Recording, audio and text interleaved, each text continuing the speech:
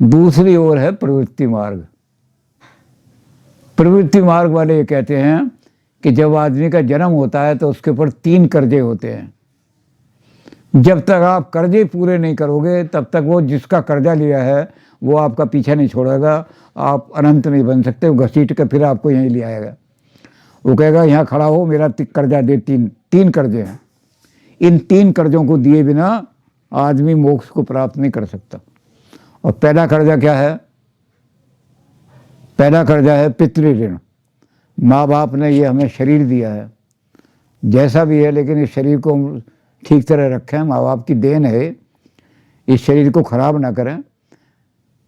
अगर खराब कर रहे हैं तो इसका मतलब हम माँ बाप का ऋण पूरा नहीं कर रहे, उनका कर्जा चुका नहीं रहे। उनका जो गिफ्ट है, उन्होंने जो गिफ्ट दिया है, उस गिफ्ट को संभाल करके रखें। हम कोई ऐसा काम ना करेंगे शरीर को नुकसान हो। तो पहला काम क्या है कि हमें पितृ ऋण। अब पितृ ऋण कैसे पूरा होगा? पितृ ऋण के लिए क्या करना पड़ेगा? अच्छी संतान, उत्तम संतान उत्पन्न करके विवाह करो और उत्तम संतान पैदा करके अपने वंश को चलाओ। दादा का परदादा का नाम करने वाले लोग पैदा करो, तब आप जो हैं पितृ ऋण से मुक्त हो जाओगे। नहीं तो आप मुक्त नहीं होगे। आपके पितृ जो हैं उनका कोई नाम लेवा भी नहीं रहेगा। तो इसलिए पहला काम इन्होंने कर दिया कि विवाह करो। गृहस्थ आश्रम ही तीनों ऋणों से आपको मुक्त कराएगा। सबसे महत्वपूर्ण आश्रम ही गृहस्थ आश्रम है। तो आप पितृ ऋण पूरा करने के लिए उसका तरीका एक ही है, और उसमें पाबंदी लगा दी, उत्तम प्रजाएं। प्रजाएं आपका जो बच्चा है, इसके लिए जर्मनी के एक बहुत बड़े फिलोसफर हैं, उन्होंने जब ये पढ़ा, हमारा मॉरल लॉ का किताब पढ़ी, तो उन्होंने कहा I bow before the Brahmins of India. मैं हिंदुस्तान के ब्राह्मणों को नमस्कार करता हूँ, उनके पैर छूता हूँ। क्योंकि जो डार्विन ने दिया था कि अगली जो पीढ़ी आएगी बंदर से वो श्रेष्ठ होगी। कुत्ता जो क्या बनेगा, कुत्ते से श्रेष्ठ कोई चीज़ आएगी। तो श्रेष्ठ अगली पीढ़ी हमसे श्रेष्ठ होगी। तो उन्होंने कहा इसको धर्म का पाठ बना दिया ब्राह्मणों ने कि उत्तम प्रजाएं उत्पन्न करो। मेरा जो बेटा है मुझसे ज़्यादा श्रेष्ठ होना चाहिए। माँ बाप का नाम तभी ऊंचा होगा। अगर वो मुझसे घटिया निकल गया तो इसका मतलब मैंने ऋण पूरा नहीं किया। मुझे उस ऋण पूरा करने के लिए फिर से दुनिया के बंधन में आना पड़ेगा। तो ऋण पूरा करने का तरीका एक ही है, उत्तम प्रजाएं उत्पन्न करके माँ बाप का ऋण पूरा करो। और माँ बाप ने जो शरीर दिया है, इस शरीर को उनका गिफ्ट समझ करके इसको संभाल करके रखो। तो हमारा एक ऋण पूरा हो जाएगा, वो है पितृ ऋण। बिना ऋण पूरा करे हुए आपको मुक्ति नहीं मिलेगी। आपको यहीं फंस करके आना पड़ेगा कि चल कर्जा पूरा करके नहीं आया, दोबारा चल। तूने बच्चे सारे बिगाड़ दिए, तेरे बच्चे सारे बिगड़ गए, एक भी बच्चा अच्छा नहीं निकला। और तूने प्रतिज्ञा की थी, विवाह में भी हम यही प्रतिज्ञा करते हैं, आओ हम मिलजुल करके उत्तम प्रजाएं उत्पन्न करेंगे। दूसरी चीज़ उन्होंने कही देव ऋण। देवताओं का हमारे पर बहुत कर्जा है। सूरज हमें रोशनी दे रहा है, कोई पैसा नहीं ले रहा। हवा हमें सांस लेने की शक्ति दे रही है, कोई पैसा नहीं ले रही। तो ऐसी बहुत सारी शक्तियां हैं, बहुत सारी चीज़ें हैं जो हमें देती हैं, हमसे लेती कुछ नहीं है। इसको भी आधुनिक लोगों ने चेंज कर दिया है। राधा कृष्णन ने इसकी नई व्याख्या कर दी है। देव कौन है, देवता कौन है, जो समाज में हमारे लिए, हमें देने के लिए बहुत कुछ पैदा कर रहे हैं। एक किसान है, वो गर्मी में, सर्दी में, धूप में जाके हल चलाता है, ट्रैक्टर चलाता है। बरसात में ये कोशिश करता है कि गेहूं की फसल ना मर जाए, उसको किसी तरह बरसात में भी जाके कोशिश करता है। तो ऐसे बहुत सारे लोग हैं जिनको हम जानते नहीं और वो हमें बहुत कुछ दे रहे हैं। तो ये देवताओं का ऋण हमारे ऊपर है। दूसरा ऋण यही है, देव ऋण। इस देव ऋण को हमने कैसे पूरा करना है? तो पहले तो उन्होंने कहा कि यज्ञ करो देवताओं के नाम की, ये इस देवता का है जो कुछ भी हिस्सा है, मेरा नहीं है। उस देवताओं के नाम का हिस्सा निकालो, अग्नि में डालो कि सूर्य देवता तूने मुझे इतनी गर्मी दी है, मेरा जीवन ही नष्ट हो जाता अगर तू गर्मी ना देता, तो ये तेरे नाम की मैं आहुति दे रहा हूँ। हवा को हम कहेंगे पवन की आहुति दे दी। तो ये सारी जो है आहुति दे करके देव।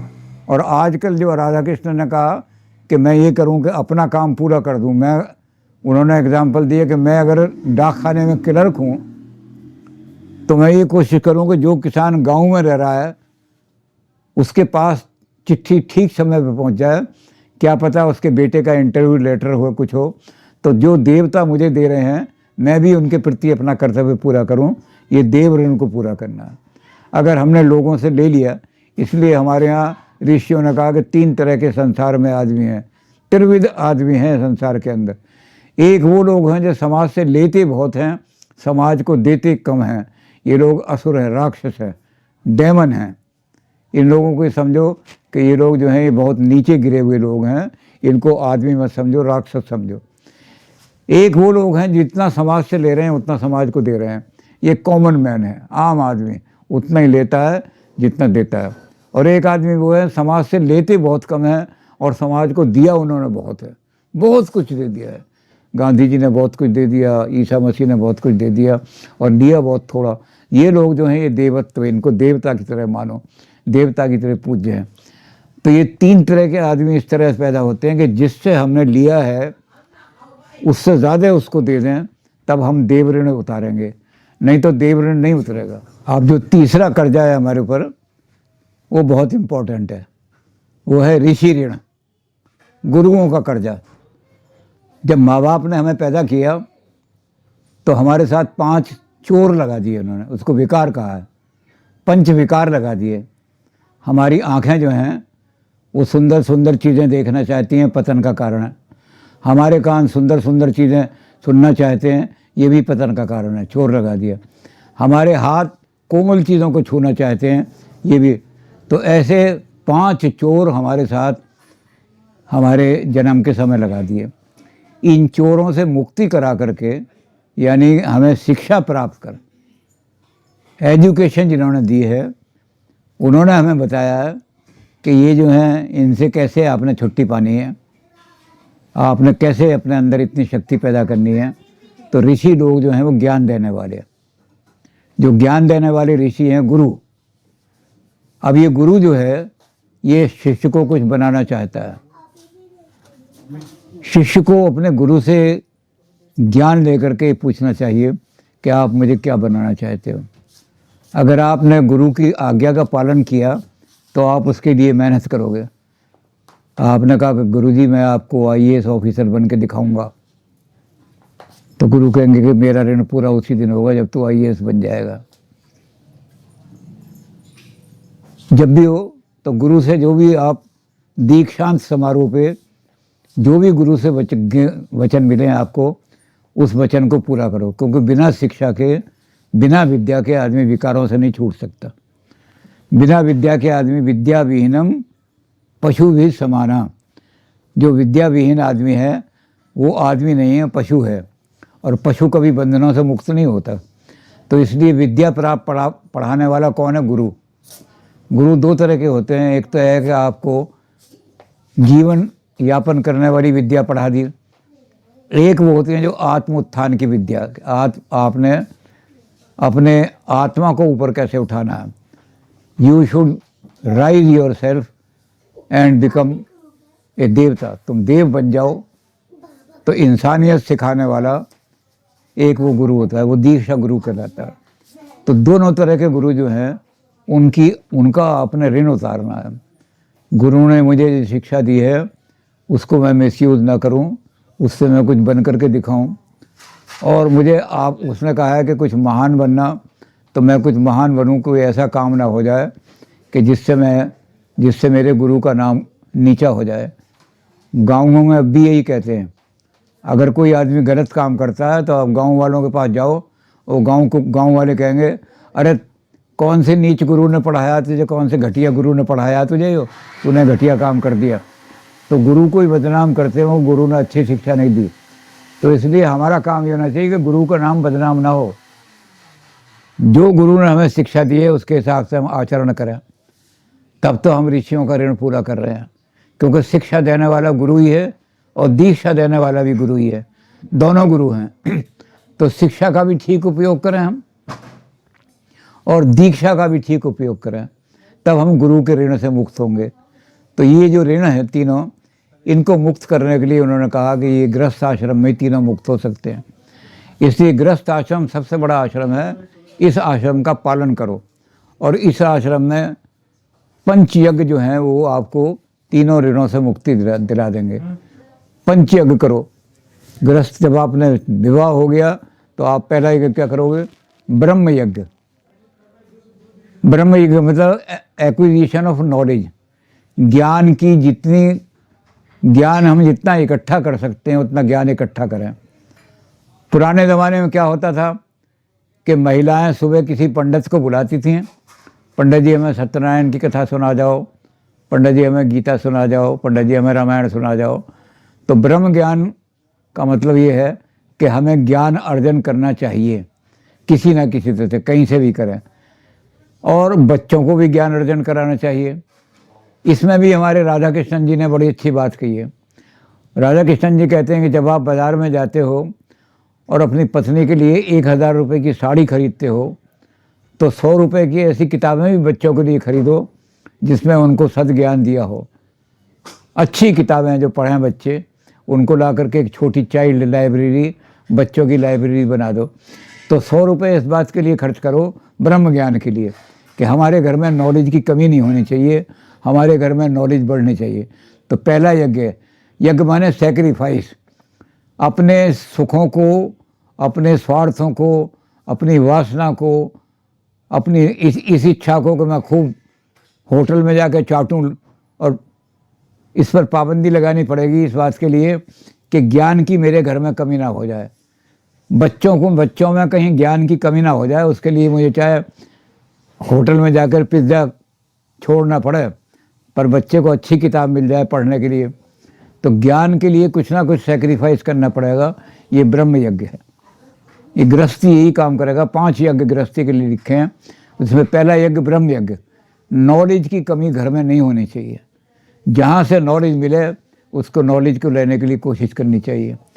और जब नॉलेज की कोशिश करोगे तो यज्ञ करना पड़ेगा, यानी अपने स्वार्थ को, अपने प्लेजर को, अपने सुख को थोड़ा सा त्यागना पड़ेगा कि ज्ञान देने वाली चीज़ें हम लाएं घर में, सुख देने वाली चीज़ों को चाहे त्यागना पड़ेगा। तो पहला है ब्रह्म ज्ञान, ब्रह्म यज्ञ। दूसरा है हमारा मनुष्य पितृयज्ञ। पितृयज्ञ में क्या होगा कि माँ बाप जो है वो देवता की तरह से हैं घर में। माँ और बाप जो हैं इनकी सेवा करना सबसे बड़ा काम है। तो गृहस्थ क्या करेगा कि पहले माँ बाप की सेवा करेगा, माँ और बाप की सेवा करके, और तब उसके बाद पहले माँ को खाना खिलाया, बाप को खाना खिलाया। तो ये यज्ञ कहलाएगा। यज्ञ का मतलब है sacrifice. I am sacrificing my pleasure, my happiness for the sake कि मेरे माँ बाप जो हैं उनको कोई दुख ना हो। तो ये जो है ये यज्ञ करना पड़ेगा आपको, पितृयज्ञ। ये कहलाता है पितृयज्ञ, यानी माँ बाप की सेवा करना।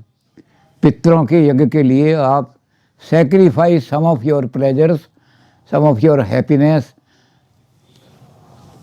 कुछ अपने स्वार्थ और सुख को त्यागो माँ बाप की सेवा के लिए, क्योंकि ये दूसरा यज्ञ है माँ बाप का। तीसरा यज्ञ है देव यज्ञ। देव यज्ञ का तो पहले ही उन्होंने बता दिया, जो देव ऋण में है कि जिससे हमने लिया है जितना, उससे ज़्यादा उसे देने की कोशिश करें। तो घर में देव यज्ञ भी सेक्रीफाइस करनी पड़ेगी। अब इसमें भी तरह तरह के लोगों ने व्याख्या की है कि भाई कौन देवता है, किसको कितना देना है। तो ये सारे के सारे देव यज्ञ, लेकिन ये जनरली ये है कि जिससे हमने लिया है जितना, उससे ज़्यादा उसको देने की कोशिश करें। मैंने 1000 रुपये की साड़ी अपनी लड़की के बहू के लिए लानी है, लेकिन ये पता है कि इस आदमी ने मेरे लिए बहुत कुछ दिया है, तो मैं ये कहूँगा कि साड़ी तेरी अगले महीने ला दूँगा, इस महीने मैं उसको कुछ दे दूँ। उसके यहाँ लड़की की शादी है तो मैं उसके यहाँ जा कर के कुछ पैसे दिया हूँ या मिठाई दिया हूँ तो काम चल जाएगा। तो सेक्रीफाइस करना पड़ेगा। यज्ञ, यज्ञ माने सेक्रीफाइस। तो तीसरी सेक्रीफाइस ये है। चौथी सेक्रीफाइस है मनुष्य यज्ञ। घर में कोई अतिथि भूखा नहीं जाना चाहिए। और यहाँ तक लिख दिया इन्होंने, मनु ने तो, अतिथि शेष भोजनम, ऐसी महिला जो पहले अतिथि को भोजन कराने के बाद उसके बाद जो कुछ बचता है उसी से अपने को तृप्त कर लेती है, वो देवी तुल्य हो जाती है। हम ऐसी औरतों को कहते हैं कि तुम साधुओं के पैर छूने क्यों जाती हो। जब मनु ने लिखा है कि जो अतिथि शेष भोजनम वाली महिला जो है वो देवियों जैसी हो जाती है, तो उनसे कहोगे तुम जो ठगी ठोरी मारते फिरते हो दुनिया को धोखा देते हुए, तुम शाम को आके मेरी शक्ल देखा कर तो तुम पापों से मुक्त हो जाओगे, क्योंकि मैं देवी तुल्य हूँ, मेरे घर से आज तक कोई अतिथि भूखा नहीं गया। और उसमें फिर शर्त लगा दी, उसमें लगा दी कि जो अतिथि आता है वो भी देखे कि उसके घर में संपन्नता है नहीं, और उसका लक्षण क्या है कि स्त्रियां आभूषण पहने हों और घर में गऊ और घोड़ा ये बंधा हो। ऐसे घर में जिसमें निर्धनता है, अगर अतिथि उसके घर जाकर के भोजन मांगता है तो क्या है, अतिथि अपने पुण्य उसको दे जाता है और उस घर के जितने पाप हैं वो ले जाता है। तो अतिथि को भी ये कर दिया कि उसी के घर में जाओ जहाँ आपको दिखाई देगा ये मुझे भोजन करा देगा, और इसकी इतनी संपन्नता है, इसके अंदर इतनी शक्ति है कि भोजन करा सकता है। लेकिन जब वो अतिथि घर में आ जाए तो अतिथि शेष भोजनम ये मनुष्य यज्ञ कहलाता है। कोई मेरे यहाँ से भूखा नहीं जाना चाहिए, जो भी आए, जैसी मेरी क्षमता है मैं रोटी खिला सकती हूँ रोटी खिला दूँ, हलवा खिला सकती हूँ हलवा खिला दूँ, लेकिन नहीं जाना चाहिए। और पांचवा उन्होंने रखा भूत यज्ञ। इकोलॉजिकल बैलेंस जो है ये भौतिक जगत, इसके लिए हमें बड़ी सेक्रीफाइस करनी पड़ती है। खाना हम खा रहे हैं और खाने की थाली में हमने कुछ नहीं छोड़ा, तो हमारी दादी कहती थी भैया ये चिड़ियाँ और कौवे जो हैं इनके कोई हल थोड़ी चल रहे हैं, इनके कोई खेत थोड़ी है, थाली में थोड़ा सा छोड़ देता है कौवा तो वो टुकड़ा थोड़ा सा फेंक देती थी। वो कहती थी कि सब जानवर जितने भी हैं पशु, इनकी रक्षा करना, इनका पालन करना। अगर आज क्या हो रहा है कि चूहा मरा पड़ा हुआ है और सड़ रहा है, उसकी दुर्गंध उड़ रही है, उससे कैंसर फैल सकता है। क्या रहा, पहले क्या होता था, चूहा फेंकती चील झपट्टा मारती थी, आज लोगों ने चील ही देखी है आसमान में, क्योंकि हमने भूत यज्ञ छोड़ दिया, इकोलॉजिकल बैलेंस बिगाड़ दिया। तो भूत यज्ञ में यह है कि चींटी से लेकर के और गरुड़ तक, चील तक सबको भोजन आप दो, अपने घर में से सेक्रीफाइस करो, चींटी को आटा डालिया हो, जो कुछ बचा कुचा है वो कुत्ते को डालिया हो, कुत्ता जो बिल्ली को डाल दो, बिल्ली चूहे खाएगी, चूहे जो बीमारी फैलाते हैं उनको बिल्ली खाएगी तो बिल्लियाँ डाल दो। तो सारे इकोलॉजिकल चिड़ियाँ जो है वो कीड़ों को खाती हैं खेत में जा कर के, तो चिड़ियाँ जो है कम ना होने पाए तो चिड़ियों को कुछ डालो। तो जो गृहस्थी इकोलॉजिकल बैलेंस को कायम रखने में काम करते हैं वो आदर्श गृहस्थी हैं। तो ये 5 यज्ञ गृहस्थी के लिए बता दिए कि जो ये 5 यज्ञ करेगा वो तीनों ऋणों से मुक्त हो जाएगा, और जब तीनों ऋणों से मुक्त होता है तो ऑटोमेटिकली मोक्ष मिल जाएगी, कोई तपस्या करने की ज़रूरत नहीं उसे, अपने आप ही उसको मोक्ष मिल जाएगी। तो ये हमारे यहाँ 2 मार्ग मोक्ष के बनाए। अब इसके लिए लोगों ने व्रत, बहुत सारे व्रत बनाए। हमारे यहाँ जो योग शास्त्र है उसने जो पंचव्रत रखे हैं, गांधी जी ने उनको महाव्रत कहा है, जैन धर्म ने भी उनको महाव्रत किया है। उन्होंने कहा कि ये जो पालन कर रहे हैं आप सारा धर्म, इस धर्म को पालन करने के 5 व्रत जो हैं ये आपके हेल्प के लिए, ये हेल्पिंग आपको हैं। तो पहला उन्होंने लिखा अहिंसा, मेरे हाथ से किसी को नुकसान नहीं पहुंचेगा, अपने स्वार्थ के लिए, अपने स्वार्थ के लिए किसी को नुकसान पहुंचाना ये हिंसा है। तो पहला रखा उन्होंने अहिंसा। दूसरा रखा अस्तेय, धर्म के लक्षणों में भी दिखाया था कि मैं कोई ऐसी चीज़, अस्तेय का अर्थ होता है कि चोरी नहीं करूँगा। चोरी का मतलब मैं कोई ऐसी चीज़ नहीं लूँगा जिस पर मेरा अधिकार नहीं है। तो दूसरा इन्होंने व्रत बना दिया कि व्रत लो, प्रतिज्ञा करो, तो आप ये ऋणों से मुक्त हो जाओगे, और आप ऋणों से मुक्त नहीं होगे बल्कि आपको सीधे मोक्ष मिल जाएगी। ये 5 व्रत का पालन कर लिया आपने। तो पहला व्रत है अहिंसा, दूसरा लिखा अस्तेय, तीसरा व्रत है ब्रह्मचर्य। अब ब्रह्मचर्य का अर्थ लोग लेते हैं सेक्स को कंट्रोल करो, ब्रह्मचर्य का ये अर्थ नहीं है। ब्रह्म का मतलब है अनंत, और अनंत के हिसाब से आचरण करो। ऐसा काम जो मेरे ऊपर बंधन लादता है, सेक्स की इच्छा अगर एक बार हो गई तो बार बार ये हमें प्रेरित करेगी, एक बंधन सा लग जाएगा हमारे ऊपर। इसलिए हम इस पर कंट्रोल करें। और भी चीज़ें हैं, मुंह का स्वाद है, अगर इस मुंह के स्वाद को हमने बहुत ज़्यादा महत्व दिया तो हम इस स्वाद के लिए दुनिया भर के पाप भी करेंगे और भी करेंगे कि मैंने तो पिज़्ज़े ही खाने हैं, तो फिर और काम करेंगे। तो ब्रह्मचर्य में ये आ गया कि ब्रह्म के अनुसार इन्फिनिट बनने के लिए, देवता बनने के लिए जो भी आचरण चाहिए वो उस आचरण का मैं पालन करूँगा। तो ये ब्रह्मचर्य तीसरा कर दिया। और चौथा इन्होंने कहा कि एक काम और करना पड़ेगा, अपरिग्रह। अपरिग्रह माने ज़रूरत से ज़्यादा अपने पास मत रखो।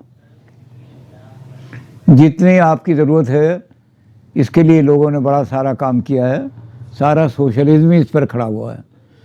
जो आदमी अपनी, चाहे वो मार्क्स हो, चाहे प्रावधा हो, चाहे गांधी हो, जो भी सोशलिस्ट है वो इस बात पर खड़ा हुआ है कि जो आदमी अपनी ज़रूरत से ज़्यादा अपने पास कुछ रखता है वो आदमी जो है समाज का चोर है। और इसके लिए गांधी जी ने प्रैक्टिकली किए, उन्होंने माई एक्सपेरिमेंट इन लाइफ बहुत सारे किए। वो एक जगह एक आदमी के घर गए तो वहाँ उन्होंने देखा कि वहाँ एक उसमें वो होती है, रखने की जगह होती है, उसके अंदर 10 जूते रखे हुए हैं। तो उन्होंने कहा तुम्हारे घर में 10 आदमी रहते हैं, 10 जूते यहाँ उतारते हैं? वो कहना नहीं जी 10 जूते मेरे हैं। अच्छा 10 जूतों को क्या करते हो? कि जी ये डिनर के साथ किस टाइम का जूता है, ये गुसल खाने में जाने का जूता है, ये बाथरूम में जाने का जूता है, ये कॉलेज जाने का जूता है। तो गांधी जी ने कहा कि भाई 10 जूते तुमने अगर अपने पास रखे हैं, तुम्हारा 2 जूतों से काम चल सकता है, एक कॉलेज का जूता, दफ्तर का जूता और एक घर में पहनने का जूता। तो 8 जूते तुमने जो फालतू रखे हुए हैं, तो जाओ समाज में 8 आदमी ज़रूर नंगे पैर घूम रहे होंगे, उनके हाथों में, उनके पैरों में कांटे चुभ रहे होंगे, उनके पैरों में के अंदर कीचड़ लग रही होगी, तो तुमने चोरी की है समाज से, तुम चोर हो। तो हमारे यहाँ भी ये कहा कि अस्तेय, अस्तेय जो ये सबसे बड़ा पाप है। आपने जितनी ज़रूरत है उससे ज़्यादा अगर चीज़ अपने पास संग्रह की है तो वो पाप हो गया, वो दूसरों को दे दो। जिनके पास नहीं है उनको दे दो। आपके पास 6 स्वेटर हैं कि ये स्वेटर मैं जब पहनता हूँ, जब कॉलेज जाता हूँ, ये जब पहनता, तो ऐसे लोगों को जिनको स्वेटर देखे ही नहीं, जिन्होंने ठंड में घूम रहे, 4 स्वेटर उनको दिया। तो अस्ते का मतलब, और अंत में उन्होंने कहा सत्य। सत्य का आचरण क्या है? वही जो पहले हमने कहा था कि विचारों में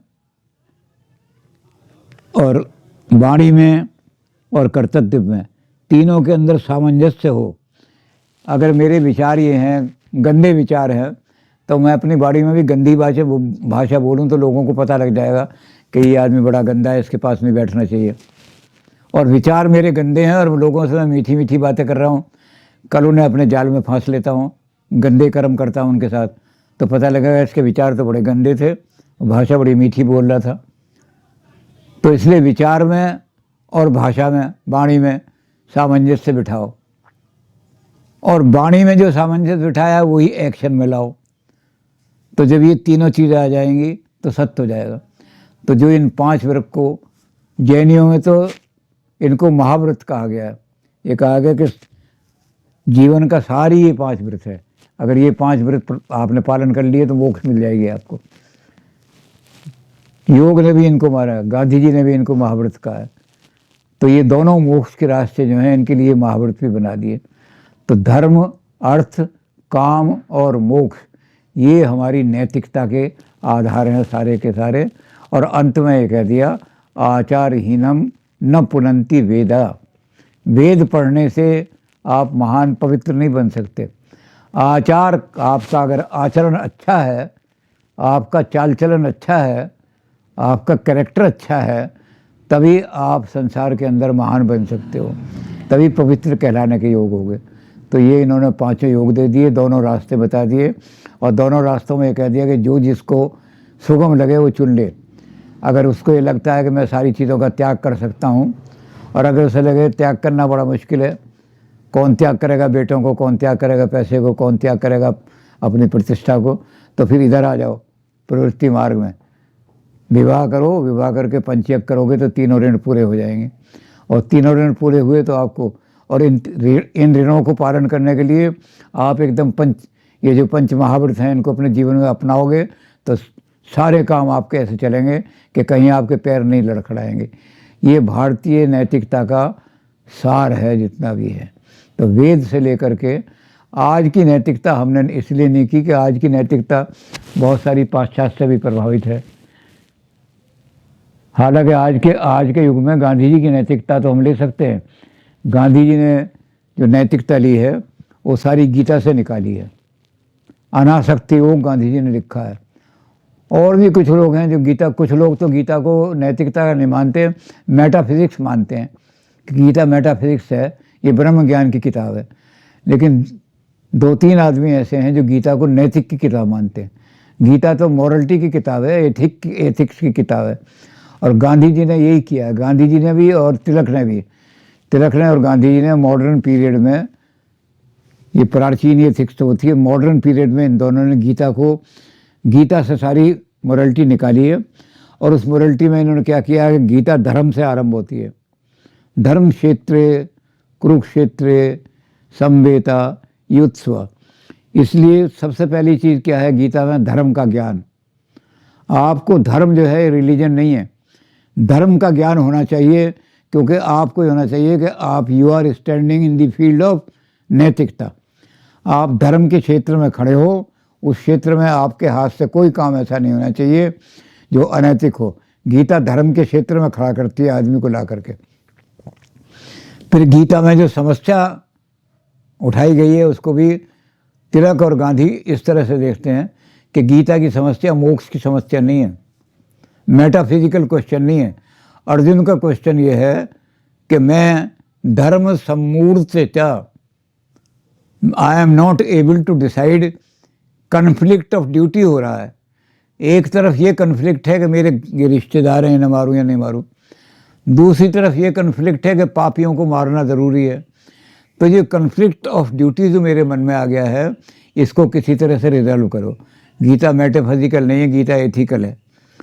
क्योंकि जब कन्फ्लिक्ट ऑफ ड्यूटी आ जाता है, मैं देश की सेवा करने के लिए जाना चाहता हूँ लेकिन मेरी माँ मरणशील पड़ी है। जर्मनी का उदाहरण आता है। जर्मनी में उन्होंने ये कर दिया कंपलसरी, जिस घर में 18 साल के बच्चे हैं वो सब जर्मनी नहीं, जापान में, कि अमेरिका से लड़ना है, इसलिए 18 साल के सब बच्चे सेना में भर्ती हो जाएं। तो सारे बच्चे सेना के लिए चल दिए। एक बच्चा जो था 18 साल का, वो घर में बैठा था। उसकी माँ ने कहा, बेटा सब लोग चले गए, तू नहीं जाएगा? कि माता आपकी सेवा करनी है, आप मरण सैया पे पड़ी हो, कौन दवाई देगा? तो माता ने क्या काम किया कि वहाँ जहर की शीशी रखी थी, वो जहर की शीशी उठा करके पी ली। उसने कहा अब तक मैं ये जहर पी रही हूँ, अब तो जाके देश की सेवा कर, चला जा देश के लिए। तो एक कन्फ्लिक्ट ऑफ ड्यूटी को रिजॉल्व करना बड़ा मुश्किल होता है कि माँ की सेवा करूँ या देश की सेवा के लिए जाऊँ फौज में। तो कृष्ण से वो ये कह रहा था कि मेरे इस कन्फ्लिक्ट को रिजॉल्व करो। ये नैतिकता का कन्फ्लिक्ट जो आ जाता है, ये बड़ा ज़बरदस्त कन्फ्लिक्ट है। इस ड्यूटी को पालन करूं या इस ड्यूटी को पालन करूं। हमारे यहाँ कुरुक्षेत्र में एक ऐसे आदमी थे, वो जब कोई लड़का नकल करता हुआ पकड़ा जाता था तो वो केस नहीं बनाते थे। 2 थप्पड़ मारे, कापी छीन कर उससे रख ली। भाई इस पर केस क्यों नहीं बनाया? कहते हैं अगर ये फेल होगा तो इस पेपर में फेल होगा, इसकी ज़िंदगी नहीं खराब होगी। अब हम ये कहते थे कि यूनिवर्सिटी का नियम तो तोड़ दिया, कन्फ्लिक्ट ऑफ ड्यूटी हो गया। यूनिवर्सिटी तो कहती है इस पर केस बनाओ, और आपने कहा कि मेरी ड्यूटी है कि किसी की लाइफ मैंने ख़राब नहीं करनी अपने हाथ से, इसलिए मैं 2 थप्पड़ मार के कापी छीन लेता हूँ, इस पेपर में फेल हो जाएगा, दोबारा दे लेगा। तो ये कन्फ्लिक्ट ऑफ ड्यूटी को कैसे रिजॉल्व हो, ये अर्जुन की यही समस्या है गीता के अंदर। कोई उसकी ये समस्या नहीं है कि मुझे मोक्ष कैसे मिलेगा। फिर और गीता के अंदर और चीज़ें इन्होंने निकाली। इन्होंने कहा कि गीता के अंदर स्वधर्मे निधनम श्रेया पर धर्मो भयावहा, अपने धर्म का पालन करो, duty for the sec of duty. मेरा कर्तव्य क्या है, मैंने वो पालन करना है। पर धर्म भयावहा, दूसरे आदमी अपना धर्म पालन कर रहे हैं या नहीं कर रहे, अगर ये सोचने लगोगे तो भयानक स्थिति पैदा हो जाएगी। इसलिए duty for sake of duty, Gita कहती है स्वधर्मे निधनम श्रेया, अपना धर्म पालन करते करते अगर तू मर भी जाएगा तब भी तू ग्रेट मैन कहलाएगा कि ये अपने कर्तव्य से नहीं टला कभी भी ज़िंदगी में, इसने हमेशा कर्तव्य का पालन किया। और दूसरों को सोचने लगेगा कि ये तो नहीं कर रहा जी अपने धर्म का पालन, तो फिर भयावह स्थिति हो जाएगी। तो इन्होंने गीता में से नैतिकता इस तरह निकाली है। और इन्होंने अंत में ये कहा जो तिलक ने कहा, तिलक ने कहा कि अब तक सब लोग कहते थे कि हमारे यहाँ ड्यूटी की बात है, कर्तव्य की बात नहीं है। तिलक ने कहा कि हमें तो इतना बड़ा कर्तव्य राइट दिया है जो कोई भी, इतना बड़ा फंडामेंटल राइट कोई कॉन्स्टिट्यूशन भी दे सकता, और वो है कर्मण्यवाधिकारस्ते, अपना कर्म चुनने का तुझे पूरी पूरी फ्रीडम है, मैं तेरे ऊपर कोई चीज़ इम्पोज नहीं करूँगा। और गीता में अंत में इतना बड़ा ज्ञान देने के बाद भी कृष्ण ने अर्जुन को कहा कि मैंने जो कुछ कहना था कह दिया, अब तेरी जो इच्छा है वो तू अपनी इच्छा से, अपनी समझ से कर। You are free to reject my advice and you are free to accept my advice. मैं सिर्फ एडवाइस दे सकता हूँ, थोप नहीं सकता। भगवान भी आपके ऊपर कोई चीज़ नहीं थोप सकता। उर्दू के एक शायर ने बड़ा अच्छा लिखा है, जो लोग कहते हैं कि भगवान ने हमारा भाग्य लिखा है, तो उसने उर्दू ने लिखा है, उसने लिखा है कि लिखा था भाग में मेरे कि मैं शराब पीऊँ। अब भाग का लिखने वाला तो तू है, तूने मुझे तो फ्रीडम दी नहीं चूज़ करने की कि शाम को मैं शराब पीऊँगा या नहीं। आई एम नॉट फ्री। तो तूने जब भाग में लिख दिया मेरे कि तू शाम को शराब पिया करेगा, तो लिखा था भाग में मेरे कि मैं शराब पीऊँ, अब तेरे लिखे को निभाया तो क्या गुनाह किया, मैंने तेरे लिखे को पूरा निभा दिया है। तो जब फ्रीडम नहीं होगी तो आदमी की रिस्पॉन्सिबिलिटी भी नहीं। मैं पाप भी करूँगा तो कहूँगा भगवान ने लिखा हुआ था मेरे हाथ के, इसके हाथ से कत्ल होगा, तो मुझे क्यों पाप दे रहे हो आप। तो तिलक ने कहा है कि इस अधिकार का ठीक तरह से प्रयोग करो। आदमी ने, भगवान ने मुझे फ्रीडम दी है, अपने कर्म को ठीक तरह से चूज करो। गलत कदम उठा दिया तो उस पतन हो जाएगा तुम्हारा, और सही कदम उठाया तो सही उठो। तो कर्म को चूज करने की जो फ्रीडम दी है, इस फ्रीडम में से फ्रीडम ऑफ एक्सप्रेशन भी निकलती है। अर्जुन ने अपनी बात को कहने की फ्रीडम ली, इसमें से क्वेश्चन भी करने की भी, कृष्ण से क्वेश्चन किए उसने, तेरी बात को क्यों मानूं मैं, इस बात को स्पष्ट कर। तो गीता से ये भी अधिकार निकलता है कि you are free to choose your action. अगर आप गलत एक्शन चूज करते हो तो आपको पनिशमेंट मिले ही मिलेगी। अगर आपने कीकड़ का पेड़, कांटे का पेड़ बोया है तो फिर आपको कांटे ही मिलेंगे, आपके पेड़ पे आम नहीं लग सकता। अगर आपने आम चुना है, फ्रीडम आपकी है, तो फिर आपको मीठे आम मिलेंगे, आपके घर में कांटे नहीं आएंगे। तो आपको जो फ्रीडम दी है गीता में, ये फ्रीडम जो है इसका ठीक तरह से यूज़ करना, ये कर्म की फ्रीडम आपको है। और अंत में इन्होंने कहा कि गीता में अंत में भी कहा है, स्वे स्वे कर्मण्य अभिरता। जो काम आपको सौंपा गया है या आपने अपनी इच्छा से स्वीकार किया है कि जी मैं टाइप का काम अच्छा कर सकता हूँ, मैं कंप्यूटर का काम अच्छा कर सकता हूँ, तो आपने अपनी इच्छा से काम लिया है, स्वभावज कर्म, अपने स्वभाव के अनुसार आपने कर्म चुना है, या समाज ने आपको कोई ड्यूटी दी है कि उसको बोझ समझ के मत करो, डिवोटेडली कर दो। अब डिवोटेडली करने में क्या है कि आप 5 बजे यूनिवर्सिटी के अंदर घड़ी देखनी शुरू कर देते हो, और कोई ज़रूरी काम भी आ गया तो आपको कहा किसी अफसर ने कि भाई ये काम बहुत ज़रूरी है, कहती जी मेरा ओवर टाइम का बिल बना दो। ये बोझ समझ के करने वाला काम जो है ये आदमी को पतन दिला देता है।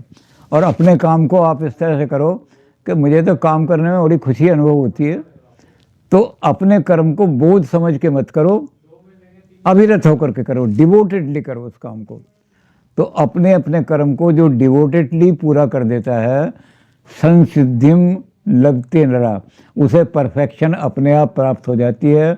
उसे कोई तपस्या करने की ज़रूरत नहीं, जंगल में जाने की ज़रूरत नहीं, घंटे बजाने की ज़रूरत नहीं, तिलक लगाने की ज़रूरत नहीं। अपने अपने कर्म को डिवोटेड होकर के पूरा कर दो कि मेरा ये कर्म है, इसको मैंने पूरा कर दिया, तो फिर भगवान अपने आप आपको मोक्ष स्वयं मिल जाएगी, मोक्ष। तो ये नए लोगों ने गीता में से मोक्ष निकालने की, गांधी वगैरह ने, पुराने लोग तो गीता को मेटाफिजिक्स ही मानते थे, शंकराचार्य भी इसको मेटाफिजिक्स मानता था। तो नए लोगों ने गीता में से एथिक्स निकाली है, ये एथिक्स गीता में से निकल के आई है, ये कर्मयोग कहलाता है गीता का। तो ये हिंदुस्तान की हमारी नैतिकता है।